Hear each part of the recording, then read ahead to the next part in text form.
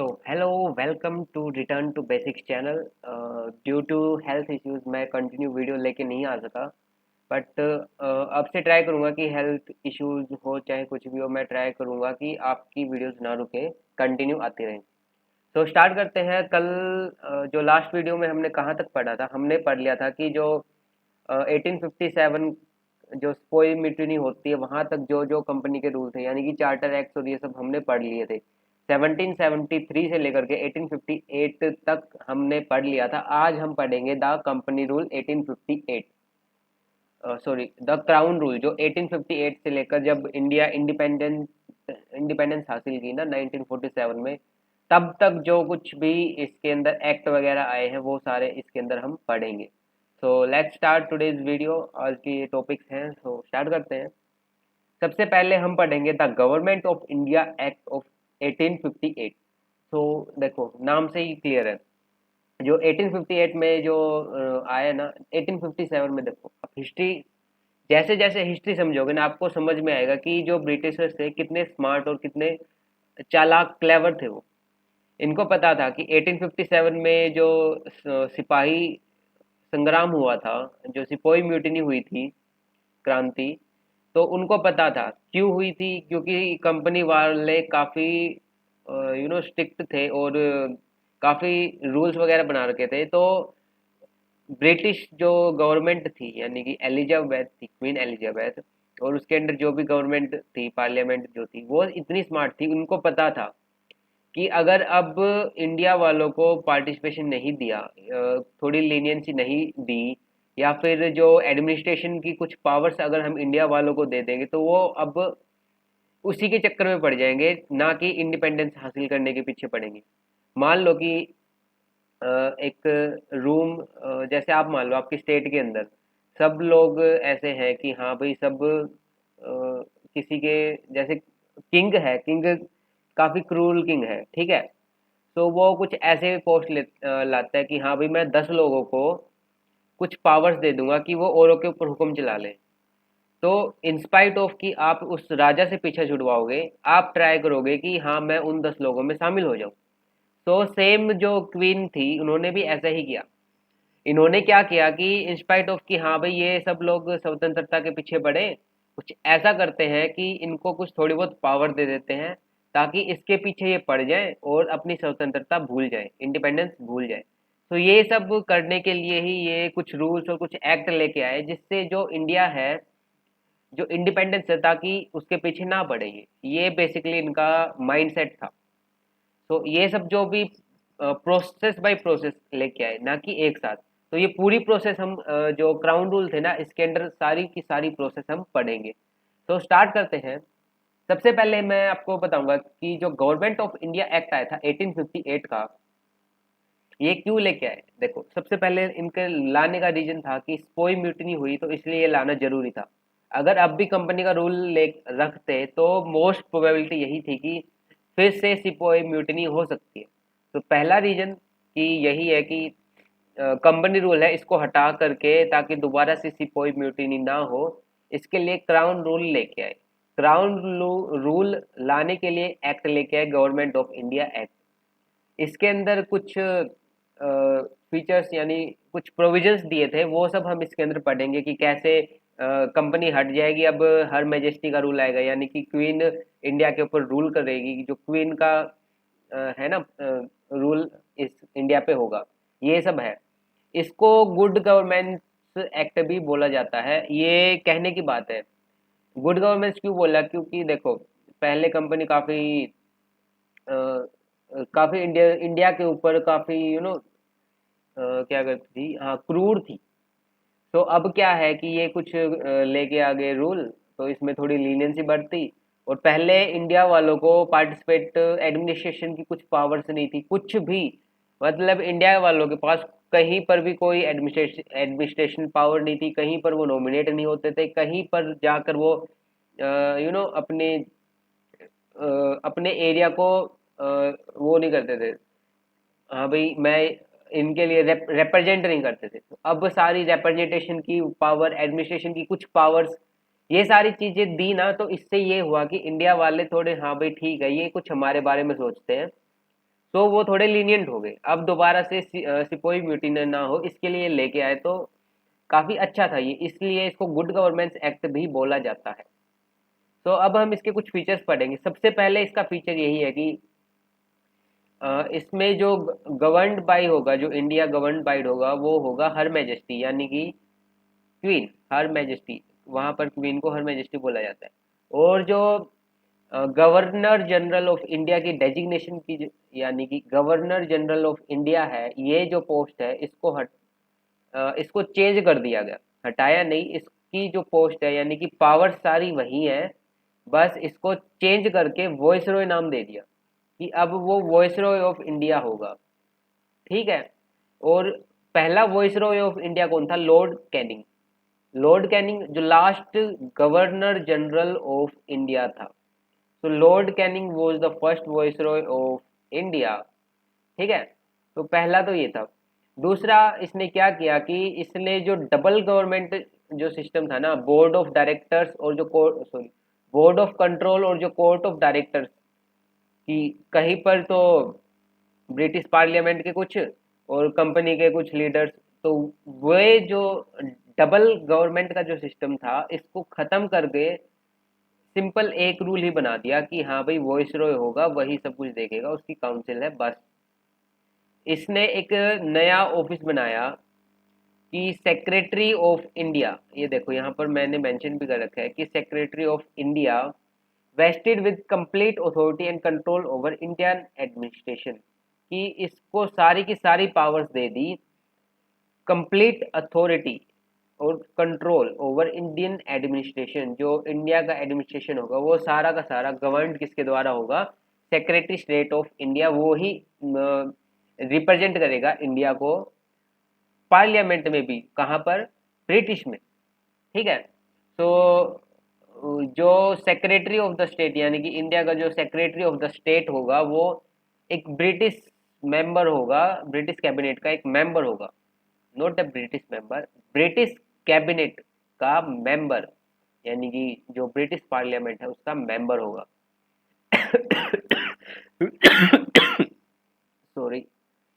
इसने एक और काम किया, जो 1850 एक्ट का गवर्नमेंट ऑफ इंडिया एक्ट था, इसने एक काम और किया। इसने क्या किया कि एक 15 मेंबर्स की काउंसिल बनाई, काउंसिल ऑफ इंडिया, जो सेक्रेटरी स्टेट ऑफ इंडिया था उसको असिस्ट यानी कि हेल्प करने के लिए एक 15 मेंबर्स की काउंसिल और बनाई थी। और उस काउंसिल का हेड कौन था? उस काउंसिल का हेड था, या मैं बोलूँ chairman, secretary state of India, वही होगा। ऑब्वियसली बात है, उसी को हेल्प करने के लिए, असिस्ट करने के लिए ये बनाई थी, तो वही होगा इसका चेयरमैन। और बेसिकली इस काउंसिल का जो इस काउंसिल का मैं बोलूँ कि जो मेन फंक्शन था वो advisory, as a advisory body है ये, कि बस ये सेक्रेटरी स्टेट ऑफ इंडिया को एडवाइज करेगी, इसके अलावा इसका कोई काम नहीं है। बस मेन क्या है? एडवाइज करना और असिस्ट करना secretary state of India. Then it constituted the has state of council as a body corporate capable of suing and being sued in India and England. The Act of 1858, however, largely confined। देखो इसमें हमने main बात, main points क्या याद रखने हैं इसके अंदर? एक तो अब हर मैजेस्टी यानी कि क्वीन का रूल स्टार्ट हुआ। Then governor general of India से इसके अंदर क्या स्टार्ट हुआ? अब वॉइस रॉय की डेजिग्नेशन। देन जो बोर्ड ऑफ ड्यूअल गवर्नमेंट का जो सिस्टम था उसको अबोलिश करके, यानी उसको खत्म करके, अब क्या कर दिया? एंडेड करके इसके अंदर जो बोर्ड ऑफ कंट्रोल और जो कोर्ट ऑफ डायरेक्टर्स जो थे उनको अबोलिश कर दिया। अब इन्होंने एक और काउंसिल बनाई, सेक्रेटरी स्टेट ऑफ इंडिया, और उसकी एक काउंसिल बनाई जो इसको हेल्प करेगी, जिसके अंदर 15 मेंबर्स हैं। मोटा मोटा यानी कि पढ़ने वाली बातें यही हैं। पहला viceroy of India Lord Canning, last governor general of India Lord Canning. इसके बाद जो इंडिया की मिनिस्ट्री होगी उसमें head secretary state of India, उसके नीचे governor general, then deputy governor. अच्छा अच्छा, एक चीज मैं बताना भूल गया कि देखो इंडिया के अंदर जो इंडियन मिनिस्ट्री का जो सिस्टम होगा, ये मैंने नोट्स में मेंशन कर रखा है, उसमें क्या था कि जो हेड होगा वो तो सेक्रेटरी स्टेट ऑफ इंडिया, सबसे टॉप मोस्ट जो चेयरपर्सन, चेयरमैन होगा। उसके नीचे गवर्नर जनरल, उसके नीचे जो गवर्नर होंगे प्रोविंसेस के वो। तो ऐसे स्टेप बाय स्टेप इसको डिस्ट्रीब्यूट कर दिया पावर्स को। तो अब नेक्स्ट हम पढ़ेंगे इसके अंदर इंडियन काउंसिल एक्ट ऑफ 1861। देखो इंडिया के अंदर ब्रिटिश पार्लियामेंट की भाई इंडिया वाले दोबारा गुस्सा ना करें और इंडिया के अंदर भी कंप्लीटली पावर्स ब्रिटिश के अंडर आ जाए, ब्रिटिश गवर्नमेंट के अंदर। तो इसके लिए जो ब्रिटिश गवर्नमेंट ने इन्होंने सोचा कि दोबारा से 1857 का रिवोल्ट ना हो और इंडिया वाले शांत रहे, तो इसके लिए इन्होंने जो ब्रिटिश पार्लियामेंट है इसके अंदर 3 एक्ट पास किए, 1861, 1892 और 1909, जो मोरले मिंटो रिफॉर्म्स है।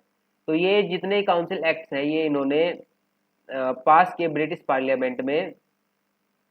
ठीक है, तो इन एक्ट्स को हम स्टेप बाय स्टेप पढ़ेंगे कि कैसे ब्रिटिश गवर्नमेंट को फेल्ट हुआ कि हाँ भाई इंडिया की भी कुछ एडमिनिस्ट्रेशन पावर दी जाए, कि हाँ भाई इंडिया भी अब अपने आप को रिप्रेजेंट करे, इंडिया के लीडर्स भी उनको भी कुछ एडमिनिस्ट्रेशन की, इंडियंस को भी कुछ एडमिनिस्ट्रेशन की पावर्स दें। मेन तो ये है। तो देखो इसमें बता रखा है कि जो इंडियंस हैं इनको एडमिनिस्ट्रेशन की कुछ पावर्स दे दे ताकि वो अपने आप को कंट्री में रिप्रेजेंट कर सके बेसिकली। तो इसके लिए इन्होंने 1861, 1892 और 1909 में 3 एक्ट लेके आए। तो अब हम पहले पढ़ेंगे 1861 का जो इंडियन काउंसिल एक्ट ऑफ 1861 है। तो इसमें सबसे पहले क्या है कि beginning of the representative institution by the associating Indians with the law making process, the viceroy should nominate some Indians as non official members of his expanded council. देखो इसने क्या बोला कि इसने एक सिस्टम कर दिया कि जो लॉ मेकिंग प्रोसेस है इसके अंदर इंडिया के रिप्रेजेंटेटिव होंगे, और इसके लिए सबसे पहले जो वॉइसरॉय है कुछ इंडियंस को नॉमिनेट कर सकता है as a non official members. उसकी जो लेजिस्लेटिव काउंसिल है उसके मेंबर्स को वो नॉमिनेट कर सकता है, उसके पास इतनी पावर दे दी किसमें, 1861 के जो एक्ट आया इसके अंदर। तो इसके लिए 1862 में जो लॉर्ड कैनिंग जो है इसने 3 मेंबर्स, 3 नॉन ऑफिशियल मेंबर्स को नॉमिनेट किया, जो बनारस के राजा थे और जो पटियाला के महाराज और सर दिनकर राव। ये 3 नाम आप याद रखना, क्वेश्चन आ सकता है कि सबसे पहले इंडिया के लिए जो लेजिस्लेटिव काउंसिल थी, या मैं बोलूँ जो वॉइसरॉय की जो काउंसिल थी, इसके लिए सबसे पहले वो किस वॉइसरॉय ने नाम नॉमिनेट किए, पहला ना किसने नाम नॉमिनेट किए, तो इसका आंसर क्या होगा कि लॉर्ड कैनिंग ने नाम नॉमिनेट किए। और कौन कौन थे वो 3 पर्सन, बनारस के राजा, पटियाला के महाराजा और सर दिनकर राव। तो ये 3 आप याद रखना। देन इन्होंने एक काम और किया कि डिसेंट्रलाइजेशन ऑफ द पावर्स, कि पहले एक जो गवर्नर जनरल ऑफ इंडिया है उसी के पास सारी पावर्स थी, अब इसको डिसेंट्रलाइज कर दिया। यानी कि जो पहले क्या थी कि मेन पावर्स एक के पास थी, बाकी सब ऐसे ही छोटे छोटे थोड़ी थोड़ी पावर्स थी, बट इसको अब डिसेंट्रलाइज कर दिया। और लेजिस्लेटिव पावर्स थी उनको भी रिस्टोर कर दिया, जो बंगाल बॉम्बे और जो मद्रास की जो पावर्स थी उनको वापस दे दी गई। उनकी जो जो भी लेजिस्लेटिव पावर्स थी ना पहले, उनसे जो लेजिस्लेटिव पावर्स थी वो छीन ली गई थी। मतलब पहले जो बॉम्बे और जो मद्रास है उनकी जो पावर्स थी उनको छीन ली और वो दोनों सबॉर्डिनेट हो गए बंगाल के अंडर। अब इस एक्ट में क्या किया कि उन दोनों को वहां से मतलब उनके बंगाल के अंडर से हटा दिया। अब वो खुद इंडिपेंडेंट हैं, उनकी खुद की पावर्स हैं और वो किसी के अंडर नहीं रहे। अब समझ रहे हो, डिसेंट्रलाइज कर दिया कि अब बंगाल के अंडर वो दोनों नहीं है, उन दोनों को अलग कर दिया। ठीक है, इसका कहने का मतलब ये है। और जो रेगुलेटिंग एक्ट 1773 और चार्टर एक्ट 1833 जो आए थे, जिन्होंने जो सेंट्रलाइजेशन ऑफ पावर्स की थी उसको अब डिसेंट्रलाइज कर दिया 1861 के एक्ट ने। ठीक है, देन इसने एक नई लेजिस्लेटिव काउंसिल बनाई बंगाल के अंदर और कुछ नॉर्थ वेस्टर्न प्रोविंसेस और कुछ एक पंजाब के अंदर। तो 1862 के अंदर तो बंगाल में बनाई, 1886 के अंदर नॉर्थ वेस्ट प्रोविंसेस में, और 1897 में पंजाब के अंदर क्या बनाई, लेजिस्लेटिव काउंसिल। तो देखो 1862 में तो बनाई बंगाल में, 1886 के अंदर बनाई नॉर्थ वेस्टर्न प्रोविंसेस यानी उत्तर पश्चिमी प्रांतों में, फिर 1897 1897 में पंजाब में लेजिस्लेटिव काउंसिल बनाई। लेजिस्लेटिव काउंसिल बेसिकली क्या है, विधान परिषद, ठीक है, हिंदी में बताऊं तो। देन इसने वॉइसरॉय को कुछ और पावर्स दे दी। अब एक पोर्ट कुछ और पावर्स और रूल्स बनाने की, रूल्स और ऑर्डर्स देने के लिए कुछ और पावर्स दे दी। और अब एक पोर्टफोलियो सिस्टम इन्होंने इंट्रोड्यूस कर दिया लॉर्ड कैनिंग ने, कब, 1859 में। समझ रहे हो आप कि जो पोर्टफोलियो सिस्टम लॉर्ड कैनिंग लेके आया था 1859 में, अब इसने इसको वेरीफाई कर दिया कि हाँ भाई ठीक है कि पोर्टफोलियो सिस्टम होगा, पहले था नहीं। पहले भाई जैसे इन्होंने लॉर्ड कैनिंग बोला कि पोर्टफोलियो सिस्टम होना चाहिए इंडिया के अंदर, तो 1859 में ये बात इसने रख दी। फिर ब्रिटिश पार्लियामेंट बोली भाई चलो ठीक है हम रख देंगे, तो इन्होंने क्या किया, 1861 का ये जो एक्ट आया इसमें पोर्टफोलियो सिस्टम को रिकॉग्नाइजेशन दे दी, बोल दिया कि हाँ रिकॉग्निशन दे दी, बोल दिया हाँ भाई ये होगा। तो कब लेके आए थे ये लॉर्ड कैनिंग, 1859 में लेके आए थे, इंट्रोड्यूस किया था, बट 1861 के एक्ट में ये लागू हुआ था, इनेक्ट हुआ था। देन वॉइसरॉय की जो काउंसिल है उसका कोई भी एक मेंबर वो इंचार्ज होगा डिपार्टमेंट ऑफ द गवर्नमेंट का, एंड उसके पास अथॉरिटी होगी फाइनल ऑर्डर देने की on the behalf of the council. इसका कहने का मतलब आप समझे कि गवर्नमेंट का कोई भी डिपार्टमेंट है उसका जो भी इंचार्ज होगा वो वॉइसरॉय की ही काउंसिल से होगा। जैसे मान लो कि एक यही लगा लो, इंडिया की कोई मिनिस्ट्री है अभी प्रेजेंट टाइम पर, आपको एग्जांपल दूं तो मैं,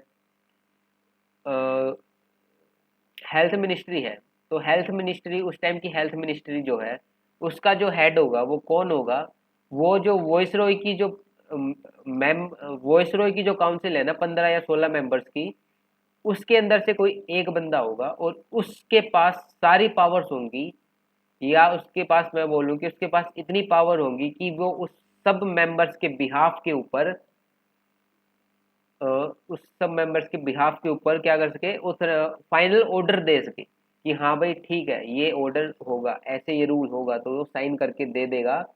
ये उस जो इंचार्ज या मैं बोलूँ जो वॉइसरॉय की काउंसिल का मेंबर है उसके पास इतनी पावर है, और जो इंचार्ज होगा और वो फाइनल ऑर्डर भी दे सकता है on the behalf of the council. Then अब एक इसमें ऑर्डिनेंस की पावर दे दी कि वॉइसरॉय है वो ऑर्डिनेंस इशू कर सकता है। देखो इंडिया में जो प्रेसिडेंट है वो आर्टिकल 1, 2, 3 में ऑर्डिनेंस इशू कर सकता है, तो सिमिलरली वॉइसरॉय भी ऑर्डिनेंस इशू कर सकता है, बट वो ऑर्डिनेंस केवल और केवल 6 महीने के लिए वैलिड होंगे, इससे ज़्यादा नहीं। तो ऑर्डिनेंस पावर वॉइसरॉय की कब कब से स्टार्ट हुई, तो आप बताओगे 1861 का जो काउंसिल एक्ट आया था उसी के अंडर जो ऑर्डिनेंस पावर है वो स्टार्ट हुई थी।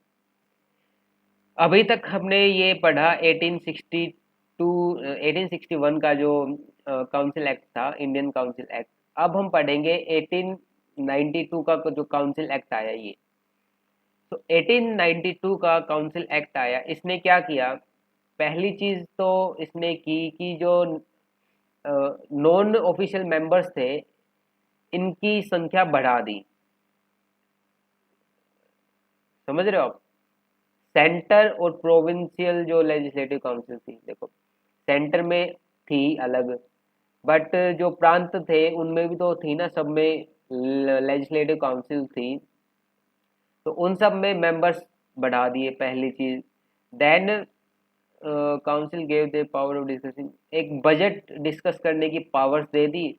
और अब इंडिया के वालों के पास यानी कि जो मेंबर्स थे उनके पास इतनी पावर्स दे दी कि वो क्वेश्चन पूछ भी सके, मतलब उनको एड्रेस कर सके इंडियंस को, और उनसे क्वेश्चन भी पूछ सके, किससे, जो एड्रेस कर रहे हैं बजट को, मान लो कोई बजट प्रस्तुत कर रहा है ब्रिटिश गवर्नमेंट से, तो उससे इंडिया के जो मेंबर्स हैं वो क्वेश्चन कर सकते हैं कि हाँ भाई कहाँ पर हमारा बेनिफिट है, यानी कि क्वेश्चनिंग। पहली बात तो बजट और दूसरी क्वेश्चनिंग, ये दो चीजें इस एक्ट में लेके आएगी। तो बजट के मामले पर बैठने और प्रश्न पूछने का अधिकार दिया था, जो 1892 का एक्ट आया था इसमें। और जो इल्बर्ट बिल आया था 1883 में, लॉर्ड रिपन द्वारा लेके आया था, इसमें क्या था कि भारतीय अधिकारियों को मजिस्ट्रेट का कार्य, मतलब मजिस्ट्रेट का कार्य मतलब क्या था कि पहले जो ज्यूरिसडिक्शन था वो ब्रिटिशर्स ही करते थे, लेकिन जो इल्बर्ट बिल आया उसमें हाँ भाई इंडिया वाले भी कर सकते हैं। देन 1850 1885 के अंदर इसकी स्थापना हुई थी, इंडियन नेशनल कांग्रेस की। तो आगे देखें तो इसमें क्या था, बजट के ऊपर बैठने और प्रश्न पूछने का अधिकार दे दिया। सेंट्रल और प्रोविंशियल यानी कि प्रांतों में जो लेजिस्लेटिव काउंसिल है उसमें मेंबर्स की संख्या बढ़ा दी, दो चीज।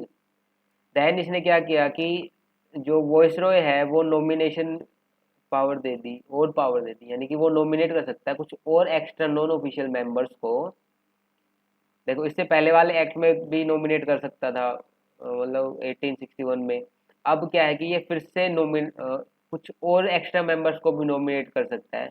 जो सेंट्रल लेजिस्लेटिव काउंसिल है उसके लिए नॉमिनेशन तो होगी किसकी रिकमेंडेशन पर, जो प्रोविंशियल लेजिस्लेटिव काउंसिल है उसकी रिकमेंडेशन के ऊपर सेंट्रल लेजिस्लेटिव काउंसिल के लिए नॉन ऑफिशियल मेंबर्स को वॉइसरॉय नॉमिनेट कर सकता है। या फिर जो बंगाल चैम्बर ऑफ कमेटी है, ये दोनों अगर बोले तो इन दोनों के कहने पर जो सेंट्रल लेजिस्लेटिव काउंसिल है इसके लिए नॉन ऑफिशियल मेंबर्स को नॉमिनेट कर सकता है वॉइसरॉय।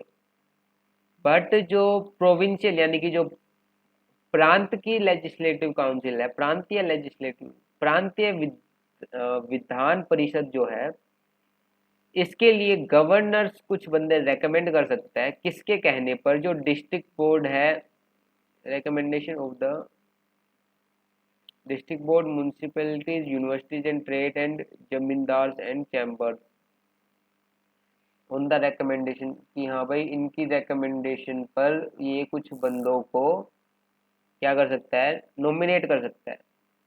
तो इसमें यही है। हाँ इसमें देखो कहीं पर भी इलेक्शन वर्ड का यूज अभी तक हुआ नहीं है, इलेक्शन आगे होंगे। तो फिलहाल टिल नाउ जो सेपरेट इलेक्टोरेट है वो 1909 में मिलता है, तो इससे अभी तक इलेक्शन वर्ड का कहीं यूज नहीं हुआ, तो ये ऐसे ही है, आप छोड़ दो। तो अभी तक इसमें देखो क्या क्या किया इसने कि कुछ सेंटर और जो बजट पेश करने का, और एक्स्ट्रा नॉन ऑफिशियल मेंबर्स को नॉमिनेट कर सकता है सेंटर और प्रांत दोनों के लिए, बस इतना ही है। देन हम पढ़ेंगे अब जो इंडियन काउंसिल एक्ट ऑफ 1909। इसको बेसिकली मोरले मिंटो रिफॉर्म्स भी बोलते हैं। क्यों बोलते हैं कि उस टाइम पर जो सेक्रेटरी ऑफ द स्टेट थे वो तो थे लॉर्ड मोरले, और जो वॉइसरॉय ऑफ इंडिया थे वो है लॉर्ड मिंटो, इसीलिए इसको मोरले मिंटो रिफॉर्म्स भी बोलते हैं।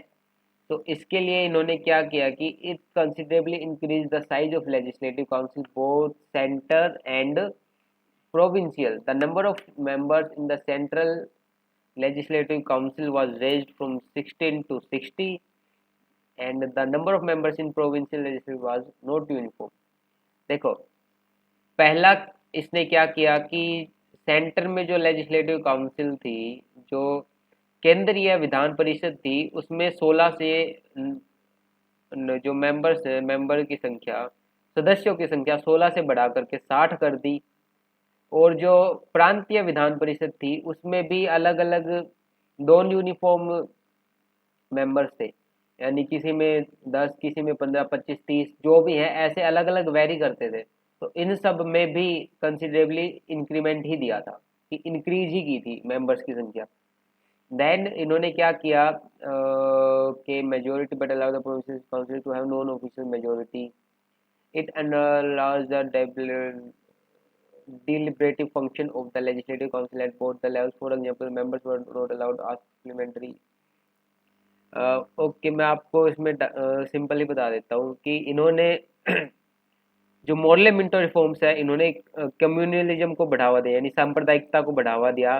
कैसे दिया? इन्होंने सेपरेट इलेक्टोरेट बना दिया हिंदू और मुस्लिम्स के लिए। बेसिकली हिंदू और मुस्लिम इन दोनों के लिए जो पृथक निर्वाचन मंडल बना दिया, अलग अलग ये वोट करेंगे। सो इसको लीगलाइज कम्युनलिज्म भी बोला जाता है इस एक्ट को।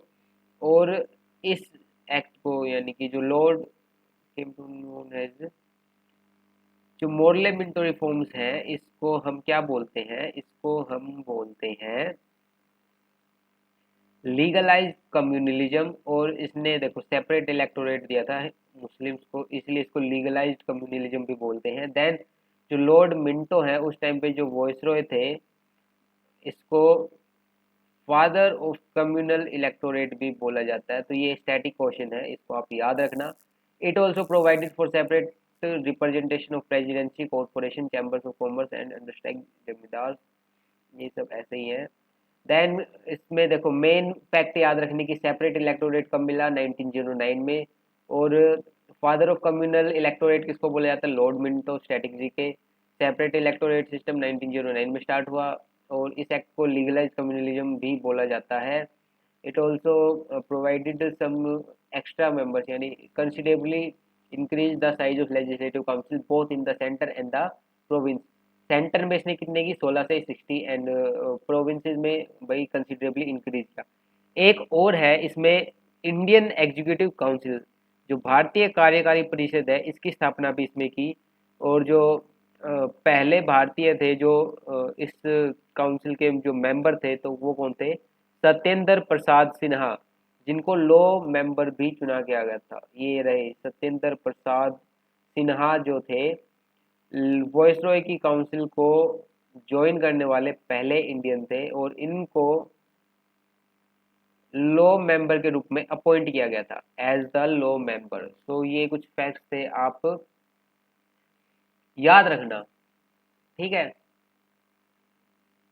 एक तो ये हो गया कि Satyendra Prasad Sinha first Indian viceroy की एग्जीक्यूटिव काउंसिल को ज्वाइन करने वाले, और इनको लॉ मेंबर के रूप में चुना गया था। देन मैं बात करूं कि जो 1919 में आया था गवर्नमेंट ऑफ इंडिया एक्ट, इसको बोला जाता है मॉन्टेग्यू चेम्सफोर्ड रिफॉर्म्स। क्यों बोला जाता है? सिमिलरली कि मॉन्टेग्यू उस टाइम पर सेक्रेटरी ऑफ द स्टेट थे, और इंडिया और क्या नाम है, जो चेम्सफोर्ड थे वो वॉइसरॉय ऑफ इंडिया थे उस टाइम पर। तो इसलिए इसको मॉन्टेग्यू चेम्सफोर्ड रिफॉर्म्स भी बोला जाता है। ओके, सो इसके बारे में थोड़ा पढ़ते हैं हम। British government declared for the first time that its objective was to gradually introduction of responsible government in India. The Government of India Act was thus enacted, which came into force 1921। देखो, अगस्त 1920 को government of British government थी, उन्होंने declare कर दिया for the first time कि हाँ भाई India के अंदर एक रिस्पॉन्सिबल गवर्नमेंट होनी चाहिए। तो इसके लिए इन्होंने गवर्नमेंट ऑफ इंडिया एक्ट 1909 लेके आया, और इसको 1921 में लागू भी कर दिया। ठीक है, देख रहे हो आप ढीले कितने थे ये। हाँ भाई, ये चाहते तो थे कि हाँ इंडिया के अंदर आए, लेकिन एक तरीके से टाइम बहुत लग जाता है। तो 20 अगस्त 1917 को इन्होंने डिक्लेरेशन दी। फिर 1919 में एक्ट लेके आ रहे हैं, और 1919 में एक्ट लाए, और 1921 के अंदर इसको लागू किया। तो कितना धीरे धीरे ये देख रहे हो आप, ब्रिटिशर्स कर रहे हैं। चलो, हम तो पढ़ रहे हैं पॉलिटी में भाई, वैसे ये हिस्ट्री के ही ज़्यादा पार्ट है। It relax the central control over the provinces by demarcating and separating the central provincial subject. So पहला काम देखो, मैं इनको इन शॉर्ट आपको बता देता हूँ नोट्स से पढ़ कर के ही, इसके अंदर जो भी है। पहली चीज जो डायरकी सिस्टम था, द्वैध शासन, वो ऐसे था। Dyarchy system in the provinces, जो प्रोविंसेस के जो सब्जेक्ट थे, ट्रांसफर्ड और रिजर्व्ड, जो डायरकी वर्ड है वो कोर्टिस का सिद्धांत है वहां से लिया है। एंड देन सब्जेक्ट ट्रांसफर और रिजर्व्ड में ओके गवर्नर भारतीय प्रसिद्ध, चलो यार इसी में से पढ़ो। It relax the central government central control over the provinces by the demarching and separating the central and provincial subject। बाकी कल करते हैं। I think that's enough for today, मेरी तबीयत थोड़ी डाउन लग रही है। सो जय हिंद, थैंक यू, बाय।